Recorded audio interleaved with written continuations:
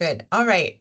So thanks for joining us. This is the Highway 25 area Planning and Environmental Linkages, or PEL study, virtual open house. We'll cover it later, but we're kind of in the middle of several different engagement opportunities, this being one of them. So thank you for being here and for making time for this.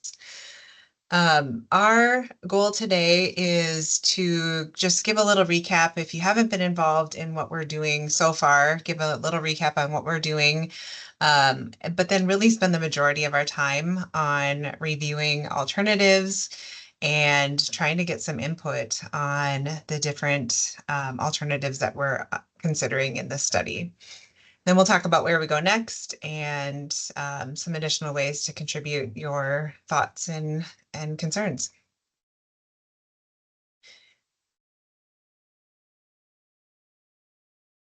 All right, Sarah, were you going to cover this? Yes, get the unmute button. We wanted to start with just a quick round of introductions. If you can take yourself off mute, you can also put it in the chat if you'd prefer. Just want to hear your name, kind of what your role is locally, whether you're a resident or a business owner, or something else, and then where that role takes place. So in what city or township. We are going to take about 30 minutes to present this overview so that we've got plenty of time at the end for questions. We are recording this and that will be posted on the project website like previous virtual open houses have been. Feel free to ask questions in the chat or ask verbally at the end. We just want to get through. We know there's a lot of information, so certainly be jotting those thoughts down in the chat as we go. We'll start with those that ask questions in the chat at the end of the presentation, and feel free to also raise your hand at the end and we'll get through those that we can. In the event that we're unable to get to a question, we run out of time, happy to take those questions and make sure we get answers to everybody at the end. Are there any questions before we get started? Otherwise, Angie, maybe I'll have you start with your introduction and then I'll go and then I'll kind of call down the list. Sure.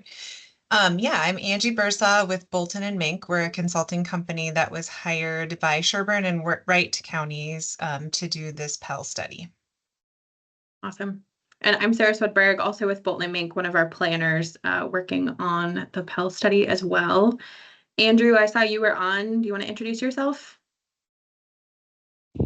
Sure can. I'm seeing my camera's now working, but I'm Andrew Witter with Sherburne County, project lead for the county on this project. Thanks. Thanks, Andrew. Austin? Yes, I am the city planner for the city of Becker. Awesome. Thank you. Heather?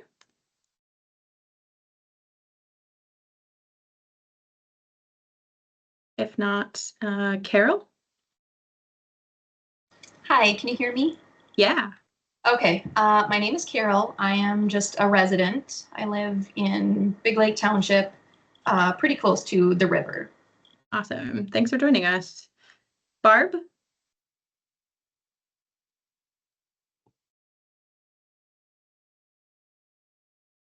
Hi, this is Heather.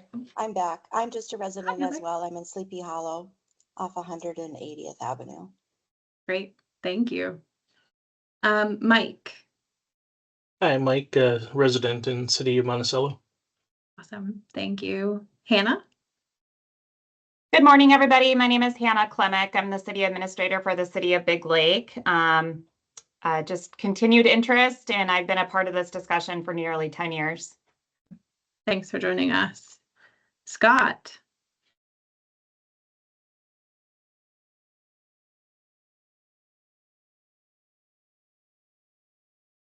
And Blake. Oh, okay. Go ahead, Scott. Oh, I'm Scott Dalkey, resident. I live on County 11, about a mile from the Highway 25 bridge. Thank you. Blake. Yeah, I'm Blake. I'm a resident of Becker. I work in Elberville, so I drive the County Road 11 every day going through Monticello. Thanks for joining us. Sarah, I see you just joined us. We're just doing a quick round of introductions, name, and then kind of what your role is in the area and where that role takes place. Hi, yes, Sarah Cahill. I work and live in Monticello. Great. Thank you so much. I think that makes it through everybody. And I will pass it back to you, Angie. Okay, great. And yeah, thanks everybody again for joining us. So just a little project recap on, what this PEL study is all about. This first graphic here is just showing the timeline. That this, as Hannah alluded to, this has been a topic of study for a long time, over a decade. And, so this is just showing the progression of where we're at in that timeline. So in the early 2000s, the Highway 25 Corridor Coalition was formed. There have been various studies done over the years. Probably most recent related to traffic and transportation was in 2019. At the bottom of the screen here, if you remember some of that spaghetti map with different colors of alignments, really focused on traffic and safety and potential new river crossings. Then kind of transition more into what are we trying to achieve from a land use and economic development standpoint in 2020. So now kind of bringing those two things together to many of the alternatives that were previously studied, we have brought into what we're currently doing. There are some new ideas as well. But building out as we know how this area is projected to grow into the future, and some of the goals of the communities and townships and such, how do we put that all together into a transportation network? So we are doing a PEL study. The objectives here are listed. We're trying to follow it, or we are following a federal process to hopefully inch us closer to there being improvements at some point in the future. And that requires that we go through a very prescribed process of describing the purpose and the needs. We go through this very detailed alternative identification and evaluation process. And we use that information as projects then are programmed and funded in the future. You don't have to repeat some of this work that we're doing right now. There is still many steps between where we're at now and an eventual construction project. And I will say we're looking at a network, so there's potential for many, many projects to come out of this.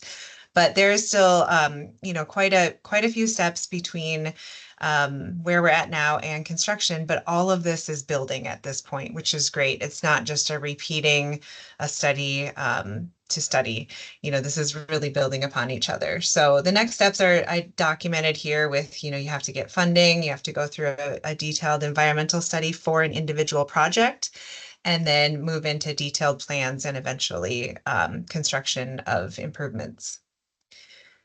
PEL study itself is, I covered most of this already, but we know that we want to examine, many different transportation alternatives over this network, focused on the Highway 25 area.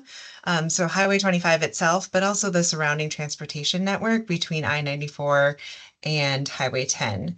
And so that's why we're focusing on this area between Monticello, Big Lake, Becker, surrounding townships. There are 3 phases. We're kind of in the later half of our phase 2 here right now, where we had worked on the needs, developed that purpose and need, went through an engagement round last year, June through December. Now we are in this phase of we have different ideas, different improvement options. We've done some evaluation. We're out sharing that for public input. What do people think they could support or not, and why, so that we can take that information and get to a phase where when we're done with this PEL study, we go from 9 or 10 alternatives to maybe 3 or 4 that seem to have some value to carry forward into the next detailed steps that I showed on that timeline. So Sarah's going to give a little recap of, just our phase 1 engagement, what we heard on the needs. Yeah, and I think the great thing about showing this, and then we'll talk about what those primary and secondary needs were identified as, is you'll see a lot of this information reflected directly in that purpose and need statement. So the top 3 transportation issues that were identified by public response was better drive times and fewer congestion delays, smoother traffic flow or smoother vehicle flow, and safety. We know that of respondents, the majority are driving a car. Fewer people are walking or biking in the area, and perhaps that's not always because they don't want to be walking or biking, but as you see on the right-hand side around those safety issues, people don't feel safe walking or biking in this area. Additionally, 50% of respondents don't feel safe when driving in the study area. People are traveling in this area for many different reasons, whether it's going to work or running errands or recreationally. And we wanted to, you see at the bottom there, kind of the top 3 areas of traffic congestion. So being Highway 25 and Pine Street, Sherburne County Road and Park 11 or Park Boulevard, and then I-94 being kind of the top 3 areas of concern there. On the next slide, you'll see how that directly influenced the formal primary and secondary need statements. So primary needs, when we were working on our analysis and thinking about how we're reviewing and scoring these various alternatives that we'll talk about later, we want to think about primarily vehicle safety and vehicle mobility. And the secondary needs in the area are walkability and bikeability, as well as the safety of bicyclists and pedestrians. Is there anything else on that you wanted to cover, Angie? No, I think that's good. I think most of these things are probably pretty straightforward for people. We do have an entire purpose and need document with lots of data and results. If you do want to dig into any details further, that is on the project website. But I know we wanted to go pretty quickly over that today so that we could jump into our review of alternatives. Yeah, great.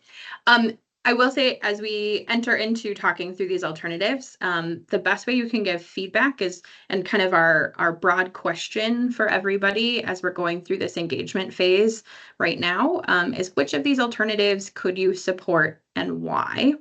We do have on the project website, if you want to share with a colleague or a family member or a friend in the area, they can go to the website and they can actually walk through the details that we're going to walk through here on this call. And then ultimately we'll ask you to respond to that question through the survey that I just put in the chat. If you're a person and it's helpful to be kind of having that survey up next to you while we're going through these alternatives, certainly please feel free to do so. And I'll just reiterate one last thing. I sort of hit on it already, but we do have many alternatives, and the goal of this process is not to get to a single alternative. That's just part of a federal environmental process, and how this works is that we are hoping that we're starting, with a range of 9 or 10, and we're getting that down to less than that. If that's 3, if that's 5, we don't have a set goal in mind, but we're just trying to kind of whittle down like what doesn't make sense, and we can move past at this stage and not have to come back to in future steps when we do get funding and are now doing a very detailed environmental process for one individual project. So think about that. So you can like or not like more than one alternative. That is just fine as we go through this. So I'm going to start, and as I mentioned, my goal is to give you hopefully enough information that you understand why some of these are alternatives and how we have done our evaluation to date. That is not to say that our evaluation of these cannot change. Public input is a big part of this. So I'm just trying to give you enough information so that we can have some discussion before we wrap up today. So as I mentioned before, we do have a number of alternatives. It's actually not shown on this map, but we always look at a do nothing. So that is our A alternative, A1. You'll see that on some other slides. We label it no build, which means do nothing. And we compare all of these other, what we call build alternatives to that. And just for maybe understanding how we came up with our lettering and numbering system here, we have 9 different alternatives that are shown and numbered or lettered on the screen here. Our B alternatives, so they're a little bit hard to see because they're on existing alignment, mostly through downtown Monticello, and then 11 up to Highway 10. So we have 3 of those. So that is we do need to look at how could we improve the existing roadways that we have out there. So we have 3 B alternatives, which are on existing alignments. Then we have 2 C alternatives, C1 and C2. Those are new, they use some of the existing roadway infrastructure, but they both include new river crossings and some, new connections to connect back into existing roadways. So the C alternatives, why they're labeled differently than D's, is that they do connect with existing I-94 interchanges, in some fashion. And we'll get into those details. The D alternatives, so D1, D2, D3, and D4, also all are basically new alignments, so some sort of new connection. We tried to use existing roadway networks where we could connect into pieces or portions of those. But the D alternatives all require a new river crossing, and they also require a new interchange with I-94. So not connecting to anything that exists on I-94. So in total, we have 9 different alternatives then that are what we call our build alternatives. I'm not going to go through all the details here right now because I'm going to kind of break this down with a map of each alternative and a snapshot of, how we've done some of our evaluation. This is very summed up. I think we have a very detailed matrix that covers about 6 pages of details, but we're trying to sort of sum this all up for easy interpretation. We are happy to provide all the details, and we will, for those that want to look into those. So I'm going to come back to this because we're going to kind of walk through the details one by one for each alternative. And we're going to start with the no build. So there are no lines on the map here. There's a couple notes here with numbers, just trying to explain what a no build includes, because a no build is do nothing. However, our no build, just because of where we are in time right now, does include, things like number 3, the 6 lane of I-94 that's occurring in the next couple of years from Albertville to Monticello. It assumes that is in place. It also includes some basic things that are programmed like pavement overlays and installing fiber optics, some technology into Highway 25.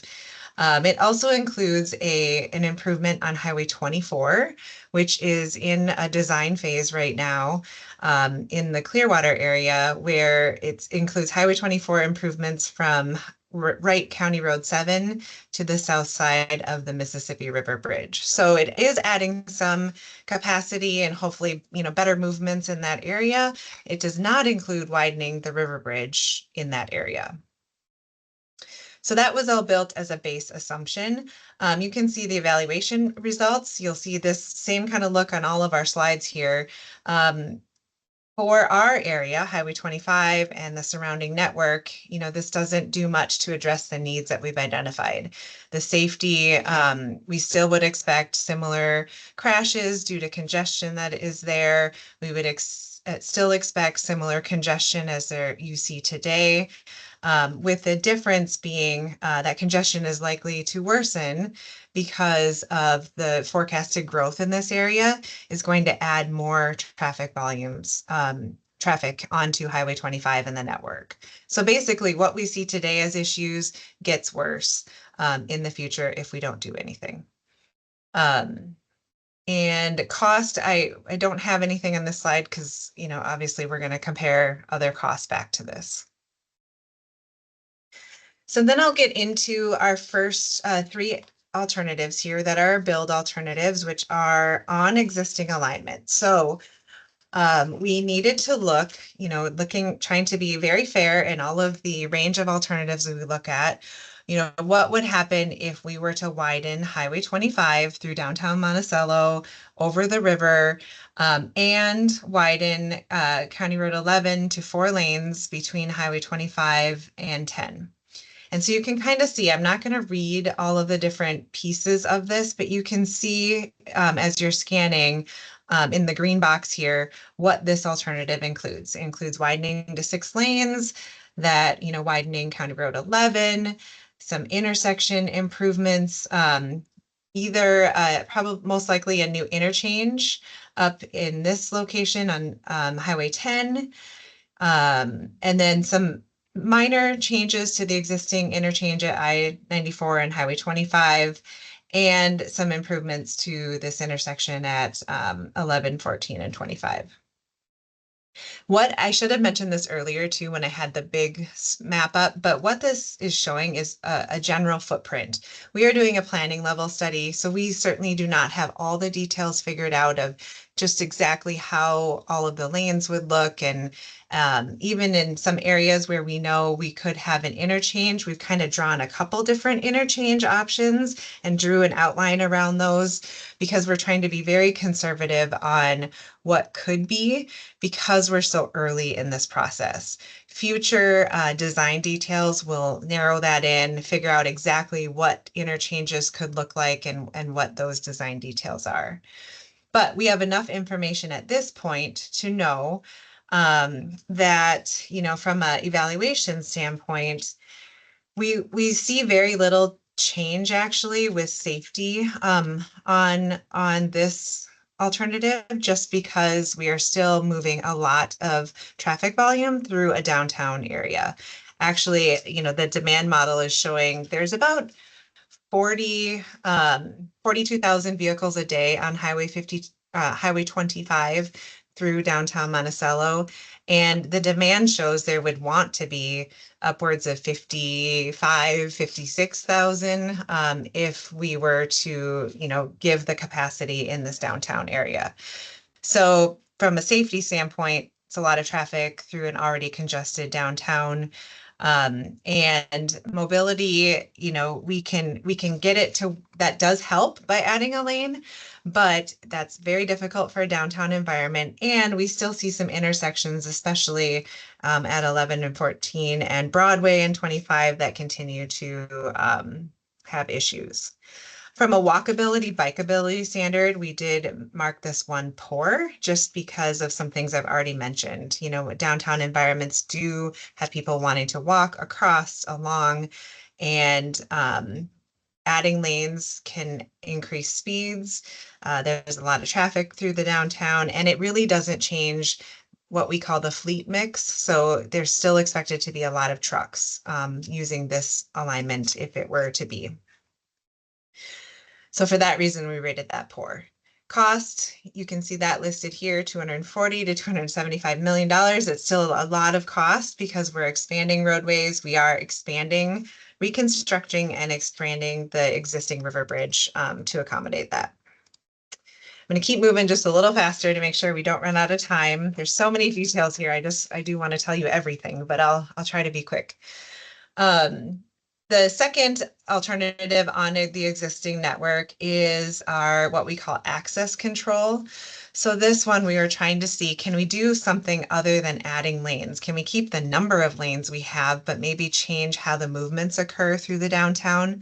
So this one is removing left turns and making those left turns actually take a right and come back around and go across Highway 25.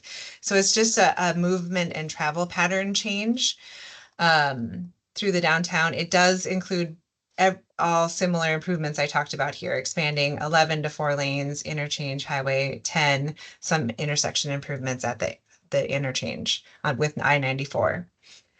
This one, does not provide enough capacity to serve the demands that are there. So from a mobility standpoint, it's rated poor. Relatedly, we don't think this would do much for safety either, just because of the continued congestion in the downtown.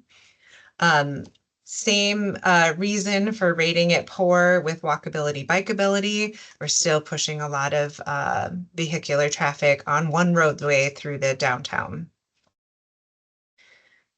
And let's go to the last existing alignment alternative. So this one is actually the idea of a one-way pair. So it's a little bit tough to see on the map here, but Highway 25 and Cedar Street would be paired together. So there would be one way in each direction. This would require an additional river bridge over, the river in the downtown location. And we would have to figure out kind of how to navigate back and connect back in to the I-94 Highway 25 area and also, the bridge and intersection to the north of that.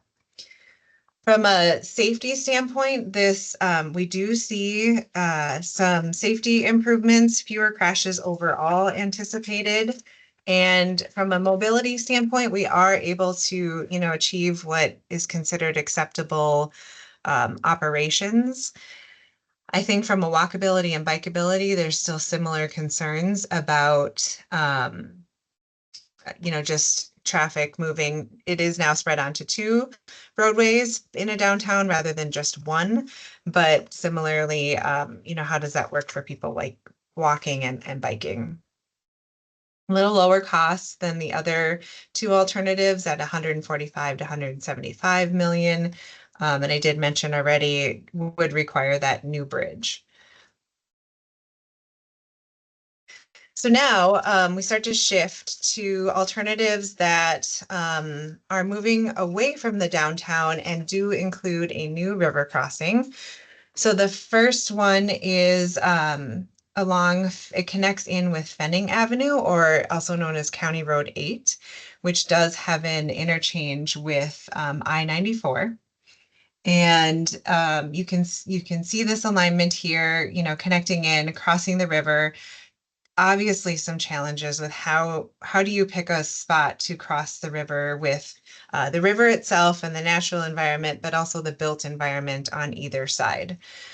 So we have accounted, I'm not listing out all the details here today just for time's sake, but we have calculated impacts to properties, to farmland, to, I guess in the previous alternatives, I didn't mention it, but to downtown businesses, to commercial properties. So we've been trying to be very transparent across all of these alternatives, how impacts change. And, that's certainly a major consideration.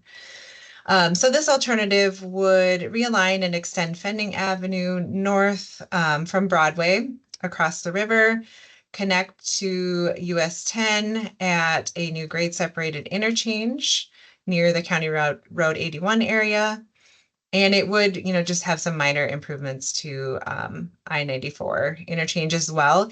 Not shown on here very clearly, but Highway 25 interchange may also need some improvements just with some lanes and minor things there. So from a vehicular safety standpoint, we would anticipate a reduction in crashes from what is out there today based on our needs identified.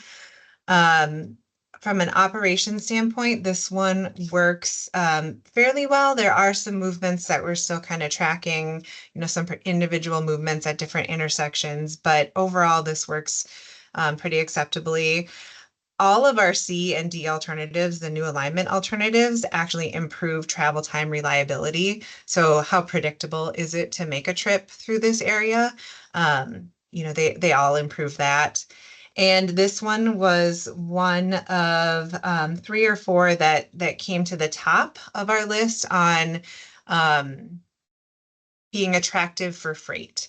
So we really were looking at how is freight moving through this area based on where they're coming from and where they're going to. And this was one of 3 or 4 alternatives that did seem to attract the freight, that it was attractive to them. And, we've heard from freight that they would prefer not to be in a downtown anyway. So this is a route that from a travel time standpoint would make sense for them. Walkability, bikeability rated that as fair, certainly is better for downtown with just pulling some volumes. As an example, I mentioned there's 42,000 vehicles a day in downtown today on Highway 25. This one, you end up with about 31,000 downtown, and you pull about 25,000 out to the new alignment here. It would require a new river bridge, obviously, as well. Okay, C2, our last C option here. This one's a little bit unique. It would realign and extend Washington Street north from the Broadway intersection across the river, connect back in with Highway 25 at 200th Street, and then connect up to Highway 10 with a new interchange. And let's see, the interesting thing with this one is we would not be adding a new interchange to, directly to Washington Street. This would rely on, the connections back over to Fenning for the I-94 interchange. Safety standpoint, similar to C1, where it does reduce crashes compared to today.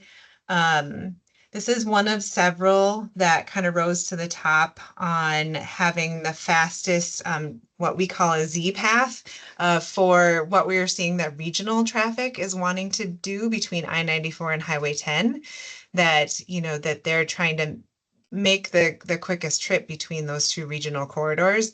And this one serves that particular movement. We also are considering how does this work for local traffic too, right? So we're trying to balance local and regional. Let's see, and the others, mobility and walkability, are about the same as C1. This was our least costly alternative in the $105 to $125 million, and that's in today's dollars. So finally, I'm going to move into the last four alternatives here, starting with D1, which is on the eastern side of Monticello. And this alternative is connecting in new roadway on the eastern side of Monticello. Basically, I-94 interchange near Hogg Avenue. It's about 1.5 miles east of Fenning. So we're farther east than we were with one of our C alternatives, or both of our C alternatives. So swinging it east, trying to cross the river, trying to pick a point where there's, it's from a natural, an environmental standpoint and an impact standpoint, could be a little bit easier. Connect up to Highway 10, similar story here with how we connect back to where we're going. This one also was attractive. It was one of those few that was pretty attractive for the freight movements. It does reduce crashes compared to today. It falls into that category of being reliable and having that fastest kind of regional Z path movement. Walkability, bikeability, we did mark this one as poor. So we're not only looking with this criteria at what does it do for downtown, which, obviously if we're pulling some volumes off downtown, that does make a more attractive environment. But we're also thinking about what do we connect to and what is the demand in some of these areas. So realizing that this one is a little bit further out from city core and where it connects back into, that one was rated poor. So now we're flipping over to D2, which is 120th Street. I think I've also heard this called the Orchard Road area in Monticello. So we're very near, just for landmark's sake, the nuclear power plant here, Montissippi Regional Park here, downtown Monticello, just kind of off the map. So this one includes a new roadway on the western edge of Monticello to connect to 120th Street and County Road 11, and then a new grade separated interchange at 10 and 11. And this one, I will say, we have had and continue to have conversations just with various stakeholders over our study so far, from residents, businesses. We've met with Excel Energy and Sherco, getting their input. There are certain alternatives they like better than others, definitely. But, working closely with what even would be feasible to get to a point to draw something like this. So this one actually, from a safety standpoint, is the best. It does operate the best compared to all of our across all of our alternative, and it also best manages volumes and mobility. It's attractive for freight, just how they're moving through this area. Walkability, bikeability, we did rate it fair compared to some of the other alternatives. Same story that I've mentioned so far about helps the downtown, but also we got to kind of weigh what are we connecting out here potentially now and in the future. And it would, of course, require that new river bridge. Cost 195 to 235 million. D3, we're just marching west here now. So we're west of where I just showed you with D2, but we are on the eastern side of Becker. So on the map for orientation, Becker city proper is here, Sherco power plant area. Of course, they have many land holdings that are greater than this as well. So this roadway, new roadway on the east side of Becker, connects Atna Avenue to 150th Avenue. New I-94 interchange and new grade separated interchange at Highway 10, and then mainly a new alignment with new river crossing in between. So this one also was a strong alternative in terms of safety performance. It was up there in the, kind of top 2 or 3. It is attractive to freight just based on some major freight generators that are in the area and, where they're coming and going to. Also serves that regional Z pattern very well. And again, walkability, bikeability, kind of same story. So cost of this one is in the 210 to 250 million. And has minimal impacts. That's one thing I forgot to mention previously, but when we're looking at the river area, we're also looking at sensitive lands around it, topography, some of the environmental considerations are C1 and D1 actually had the most impacts to some of those sensitive lands. And, this one is a little bit less. And finally, D4. So this alternative, we're just flipping on the other side of Becker here now. So again, Becker city proper here. So this one includes a new roadway. This should say on the west side of Becker. Again, similar story with a new interchange at I-94 and with Highway 10, mostly a new alignment in between and a crossing of the river area here. We're trying to, you can see that's a wider part of the river. So that is a part that weighs into this as well. Whether or not that is a good idea, we have definitely also been coordinating with the DNR because they will be weighing in on any type of new river crossing or improvements to existing bridges along the river. So this one, D4 also is a strong contender from a safety standpoint, works well from operations, and was ranked poor for walkability, bikeability, just based on that kind of second half of the criteria of, lack of destinations to connect to. Of course, all of these new alignments and new alternatives that we would draw would, at least over the river bridge and, details to be figured out, would look further into what makes sense from a vehicle or a pedestrian and bicycle standpoint to build. Okay, that was the lightning round of alternatives and just kind of giving you a preview of what we've developed and hopefully a little bit about how. I do have just a couple slides, I believe, on next steps, but then we want to pause and just open it up for questions, and we can come back to all of these and kind of flip through them as we need to. So maybe, Sarah, do you want to do that now or do you want to go through next steps at the end? Maybe let's just touch base on next steps so people kind of Okay. have a sense of what's going on, and then we can come back to questions. Sounds good. Yeah. So we'll be at Becker City Hall tonight, the 28th of October at 4:30. And then we'll be at the Monticello Community Center tomorrow evening at 5:30. We were at some pop-ups this past weekend and we were able to get in front of more residents, lots of families at some events happening also in Big Lake and Monticello. So we've been kind of halfway through, I would say, this general public engagement portion of phase 2, but certainly welcome to or invite you all to join us if you are able or interested. What's going to be at these open houses is pretty much the same content of what you've just seen, but certainly open to anybody interested in joining us. Following this, you will see some formal public comment on study documentation that comes out in November, December. We'll continue to use the same channels we have been for communication. So county social media, as well as the Gov Delivery project updates that's linked through our project website. So great places to keep your eye out for that formal public comment period. And then the study will actually wrap with some final report and implementation documentation in early 2025.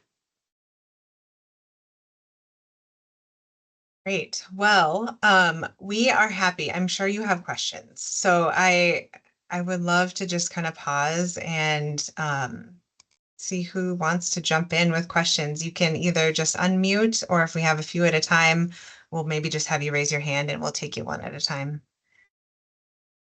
Does anyone want to go back and hear anything more, more detail, or have a specific question about any specific alternative?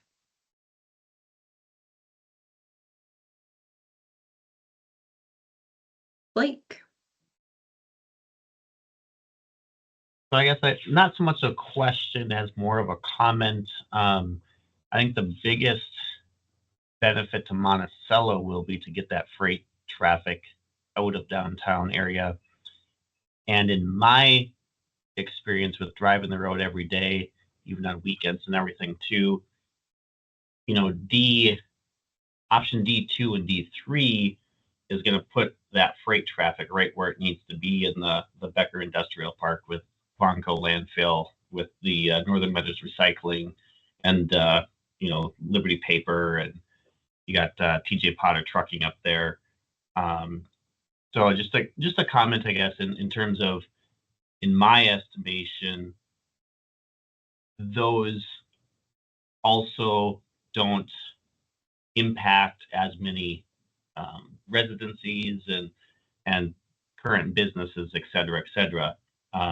So just kind of an observation of, to me, that makes the most sense. It gets the weekend traffic out of downtown Monticello as well, like connecting up to Highway 10, like you've been stating.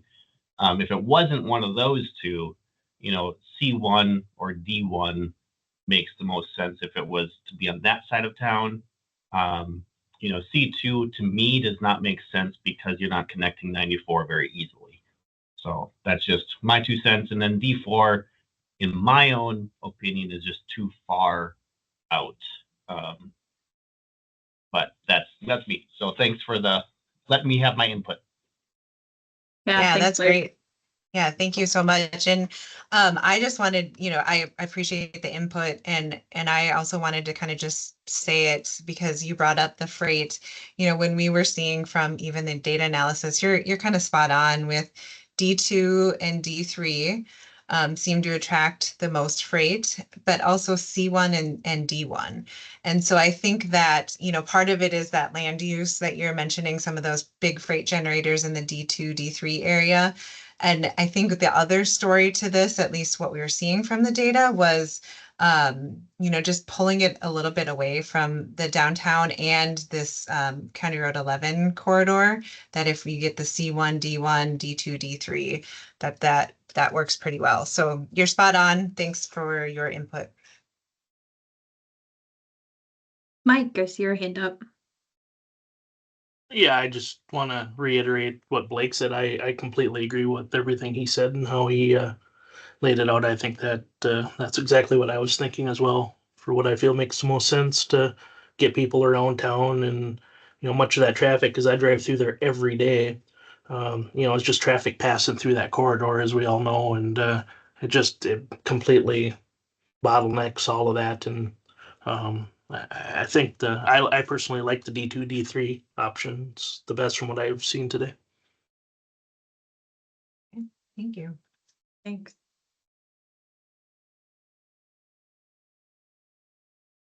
Other questions?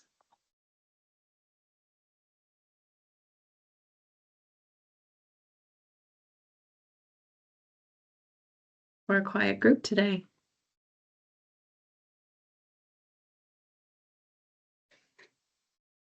Karen.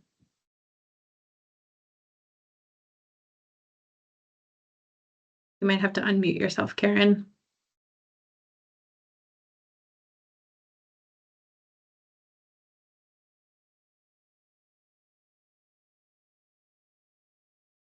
Karen, if you need to, you can also put your question in the chat. We still aren't able to hear you.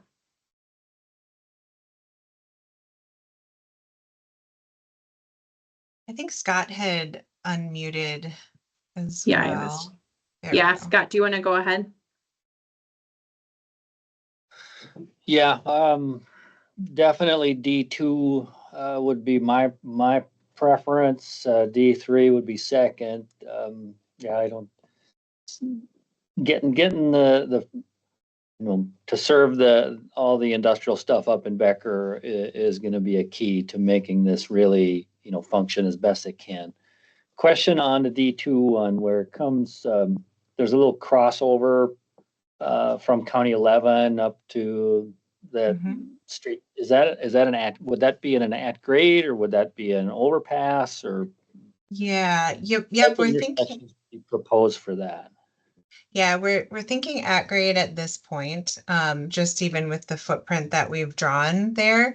And it really is just to try to, make that connection between 11 and the existing network. I forget the road name here, with the new alignment. So yeah, at grade. Okay. All right. Thank you. Mm-hmm.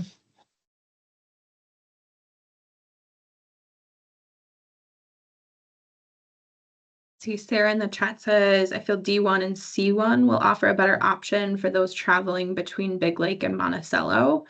A crossing west of Monticello would not serve Big Lake travelers as well. It's a great comment, Sarah. And Barb says, I agree with previous comments about D2 and D3. I think D1 and C1 would shift too much traffic closer to Big Lake.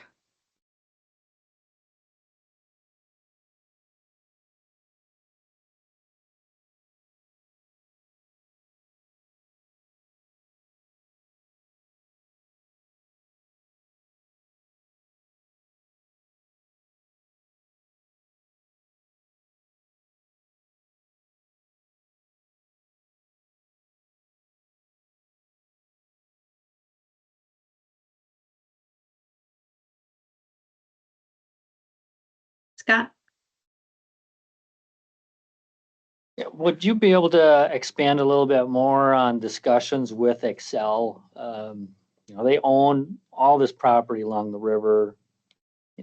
Anywhere we go, either D2, D3 is they're gonna have a huge influence on it. What are they on board with this? Or they have big problems with either one of these two coming across there? What would you be able to share for that?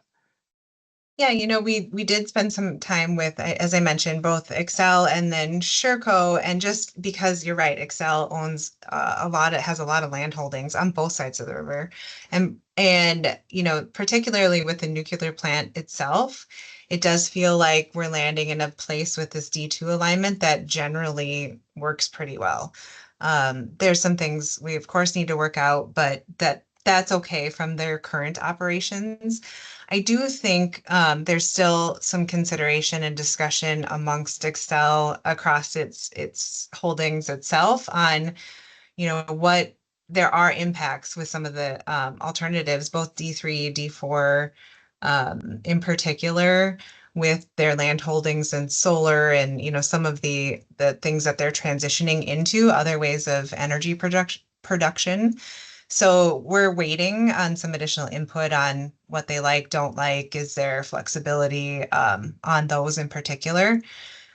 But I would say in general, they liked the alternatives, new alignment alternatives in this area because they have trucks going back and forth as well, especially like Sherco and some of the new things that they're developing in those areas. It's just a matter of how can we have the least impact and still provide an alternative that serves that area. So they see the value, but the details need to get worked out yet.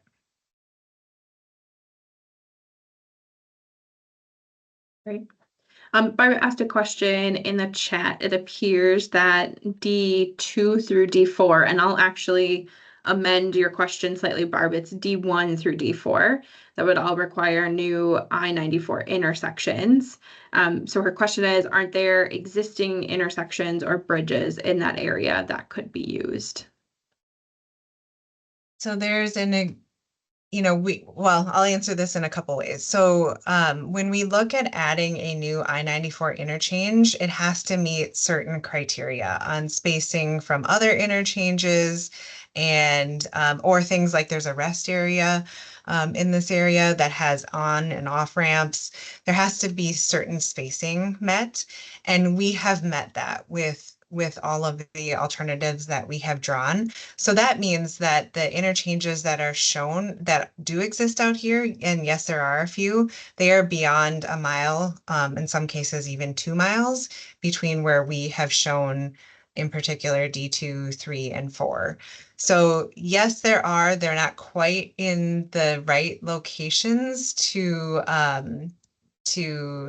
make us draw. I'll just point here, maybe if you can see my cursor moving, you can kind of see on the map there is an interchange on I-94. I don't know the crossroad name here, but when we did think about how far west should we keep drawing alignment alternatives, and even out to, should we be considering Highway 24 area? And what we saw in our travel patterns and forecasting models is that there was a certain limit, and we have reached it. D4 is really the edge of it that serves kind of that Z pattern with I-94 to Highway 10 in this area. The further out you get, the less benefit to the core needs of Highway 25 through downtown Monticello. So while yes, there is an interchange here, even D4 was on the fringe of, how well is this serving that part of our puzzle, and going that much further to the west, really just the demand dropped off and we weren't seeing benefit to it. Hopefully that answered your question. If not, please let me know and I can say it in a different way too.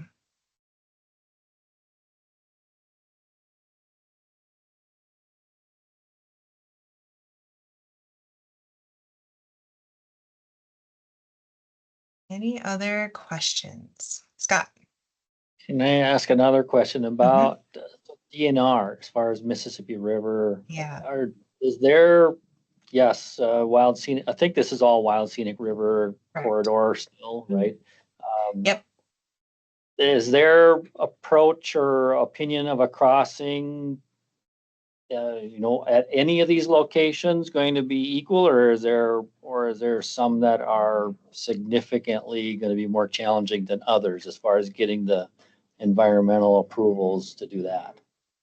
Yeah, great question. And I kind of blurred over some of that. I made a couple comments, but the Mississippi River is classified as a state wild and scenic river through this area, which means, DNR has authority to give permits, and they're going to look at certain things like where are you crossing? Is it in an area with sensitive topographies and soils and other classifications across it? How much are you impacting the wild and scenic river boundary? Are you crossing in locations that could be interpreted as a river crest or a valley just for scenic intrusion? So there's a lot of considerations. They start from a place of they would prefer we improve existing crossings that are there. So if all else were equal, they would prefer that we stay to, existing Highway 25, and we would have to expand that. So that's different than what's out there today, but they would prefer we'd be either at or near that existing crossing. Now, when we know how some of those alternatives rated of just they're yes, but they're not serving safety or mobility or walkability, bikeability, which is why we started looking at new river crossings. It also says in statute that they prefer to be near existing crossings. So if you're already needing to intrude in a scenic area, best to do that where there's already another crossing. So you could interpret that to mean, like this one-way pair. Well, it is nearer the existing crossing. The other part of this is not only do you need another river crossing, but where is it? And so looking at those sensitive topographies and things like that I mentioned. So that's why we have measured how do these options that have new crossings, how do they compare with the DNR's other criteria? And both C1 and D1 do seem to cross in areas that have more of those sensitive features. So it will be an ongoing conversation with the DNR. If we're adding a new crossing, it requires a commissioner of the DNR approval for that. So it's certainly not something we're ignoring. We want to keep those conversations going as we work through all of this.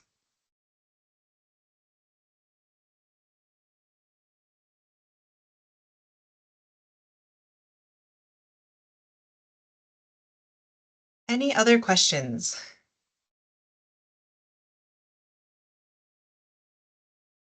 Otherwise, I will just reiterate that I'm going to make you dizzy flipping through all of these, but going to my end, this was a lot of information today. We will have all of this online. You can take an interactive alternatives tour, so you can see what I just showed in slides today on an interactive map and kind of pan around, zoom in, and then take our survey right on there where you're telling us what you could support, where you have concerns, and most importantly, why, so that we can build this in. As I mentioned, we have done our data technical analysis piece of this, but that is only a piece of an evaluation process. Public input, stakeholder input, eventually we'll get to elected official input. That's really the second part of the pie here. And what we'll do with that then is get to a place where the study will recommend, what alternatives can we dismiss, and what few do we want to carry forward into the next phases for funding and, keep moving that process. So again, just a plug for please view the website, join the open houses if you can. You want to talk to us more directly about an individual concern or need, we're happy to talk. That's why we're there. And reach out if you have any questions. Otherwise, we'll probably stick around for another minute or so if there are any last questions, but thank you for your participation today, and we hope to hear from you.